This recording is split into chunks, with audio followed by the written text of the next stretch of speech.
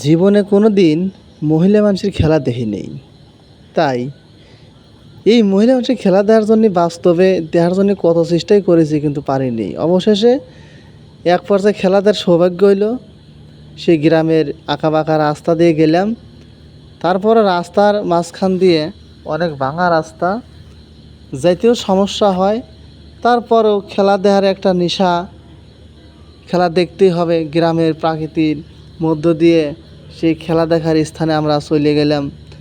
যত কষ্ট হোক যাওয়াই লাগবে, কারণ জীবনের তো বাস্তবে দেখি নেই। এই জন্য দেখার জন্য ছুটে চলে গেলাম সেই মাঠে। যা দেখি খেলা শুরু হয়ে গেছে। জাগা নিয়ে বসলাম। বসার পরে আগে বললাম যে খেলায় দেখবো, বাদামও খাবো। 10 টাকার বাদাম কিনলাম। বাদাম কিনে খেলা দেখতেছি। ওরে বাবা রে বাবা, মাঝে মাঝে যে শট দেয় আমার তো মনে হয় যে পুরুষের সাথে ভালো খেলে, এইরকম মনে হলো। ওই দেখেন কি শট! বিশেষ করে ওখানে যে খেলার যে ধাপ, সেটা ছিল অন্যরকম। আমি মনে করছি খেলা, আমি মনে হয় খেলাদের জন্য পাগল। এখন দিয়ে হাজার হাজার দর্শক, ময় মুরব্বী, ছোটো বাচ্চারা, মাঝারি বয়সে যারা আছে সবাই দেখে আইছে। সেই দিন আকাশটাও ছিল সেই রকম, মেঘ ছিল না, বৃষ্টিও হচ্ছিল না।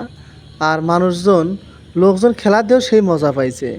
কারণ মহিলা মানুষের খেলা তো আর গ্রাম অঞ্চলে, এই জন্যই লোক হয়েছে অনেক। আর এরই মধ্যে বেটাচলের মতো দেখা যায়, ওই যে দেখা যাচ্ছে যে মাথায় চুল, মানে কাটিং, বেটাচল মতন কাটিং।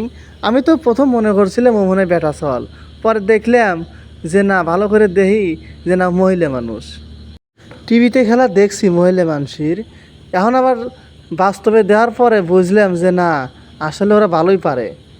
কারণ যেভাবে ওরা বলগুলো ঠেকায়, যেভাবে পাসিং দেয়, আমার কাছে ভালোই লাগলো। শুধু তাই নয়, যে হাজার হাজার দর্শক যে অনেক দূরের থেকে আইছে, টাকা বা গাড়ি কিন্তু ভাড়া করে আইছে, তারপরেও একটা নেশায় আইছে যে মেয়ে মানুষদের খেলা কেমন না কেমন। দেখেন ছাদে কত লোক, দেখছেন? মহিলা মানুষও দেখা যায়। আমি যে কইলাম শুধু আমি একাই পাগল লয়, এখানে আরও হাজার হাজার লোক আইছে এই খেলাটা দেখার জন্য, যে মহিলা মানুষ কেবা করে খেলে। আর জীবনে তো বাস্তবে তো কেউ খেলা এভাবে দেখে নাই। ছাদের উপরে পর্যন্ত লোক, মহিলা মানুষ তো দেখতে পেরাইছে। এক চাচা কইলাম, কে চাচা, তুমি যে খেলা দেখতে পেরাইছাও, তোমার গরু ঘাস দেবে নাকি? এটা চাচা উঠে কইলো যে বাপু, গরুর ঘাস তোমার চাষিই দিবিনি, তোমার চাষি কয়া আইছি এই বেলাটা তুই খাওয়াইস। এই দেখছেন মহিলা মানুষের আঘাত লাগে।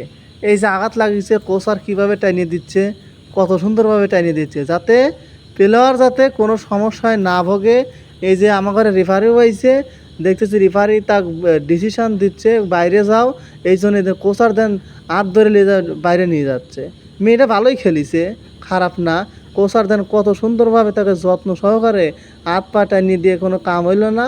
পরে জানি খেলার মাঠের বাইরে নিয়ে যাচ্ছে, আবার কিন্তু খেলা শুরু হবে নি। এখন তো লোকজন তো পাগল হয়ে গেছে, কি ব্যাপার, কি দুর্ঘটনা ঘটলো, এভাবে এবার খেলাও তো বন্ধ হওয়া যাবে না। খেলা দেখতে পাইছিলাম না, তা না, খেলা আবার শুরু হয়ে গেল। ওই 7 নাম্বার বারে চলে গেল, আবার খেলা শুরু হয়ে গেছে। লোক কিন্তু ভরপুর। এই যে আবার দেখতেছি গুলি আছে, ওরে বাবারে বাপরে, গুলি রে! গুলির তো সেই কালার, গুলির স্কিনের কালার তো সেই রকম ব্ল্যাক ডায়মন্ড, মানে নাইজেরিয়ার থেকে আইছে। নাইজেরিয়াকার যেই ওই গুলি কিন্তু বল কিন্তু গোলের ভিতরে কিন্তু যাইতে দেয় না, সে কিন্তু কঠিনভাবে কিন্তু ধরে কিন্তু বল কিন্তু আটকায়। তো যাই হোক দর্শক, ভালোই লাগলো, ভালো থাকবেন।